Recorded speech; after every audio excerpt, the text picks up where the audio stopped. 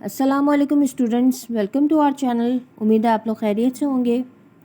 आज हम syntax book board की उर्दू की 12वीं जमात की नई किताब गुलज़ार उर्दू का चैप्टर अदब आमोज़ों के नाम उसकी रीडिंग कर रहे हैं और उसको समझेंगे। इस चैप्टर के मुसन्निफ़ हैं चिराग हसन हसरत।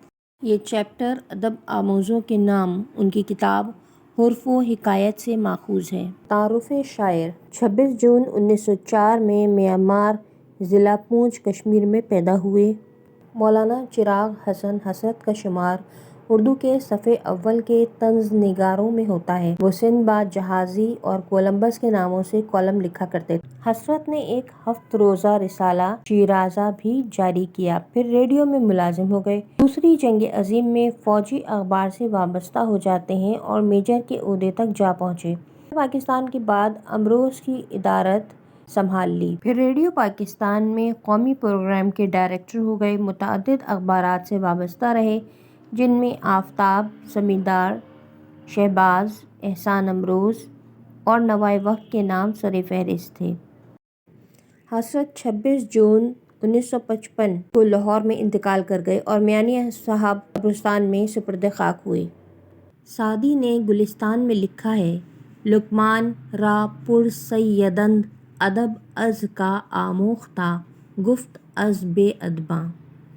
यानी शेख सादी शिराज़ी जो फ़ारसी के बहुत बड़े शायर और मुसन्निफ़ थे, उन्होंने अपनी किताब गुलिस्तान में लिखा है और फ़ारसी ज़बान में लिखा है, जिसके मायने होते हैं लुकमान से लोगों ने पूछा कि आपने अदब किससे सीखा। लुकमान ने जवाब दिया, बेअदबों से। पिछले दिनों एक किताब देखने का इत्तेफाक हुआ, जिसका सरीवर्क यानी उसका टाइटल पेज या टाइटल कवर जो था, उस पर हमारी नज़रें जमकर रह गईं। किताब का नाम है बेवकूफ़ों से अकल सीखो।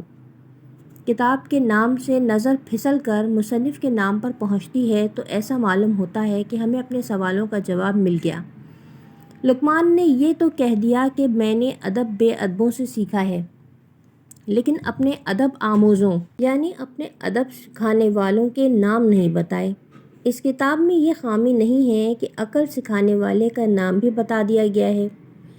अफसोस है कि हमने ना तो ये किताब पढ़ी, ना कभी मुसन्निफ़ से मिले और इस तरह अकल सीखने का एक बहुत अच्छा मौका खो दिया। अकबर इलाहाबादी के कलाम की शोहरत हुई तो एक मौलवी साहब ने अखबारों में छपवा दिया कि अकबर का उस्ताद हूँ और उन्हें इस ज़माने से जानता हूँ जब वो स्कूल में पढ़ते थे। लोगों ने अकबर से इस सिलसिले में इस्तफसार किया, यानी उससे पूछताछ की, उनसे पूछा तो उन्होंने जवाब दिया, मुद्दत हुई एक मौलवी साहब मुझे इल्म सिखाते थे। यानी बहुत अरसा हो गया जब एक मौलवी साहब मुझे इल्म सिखाते थे और मैं उन्हें अकल सिखाता था।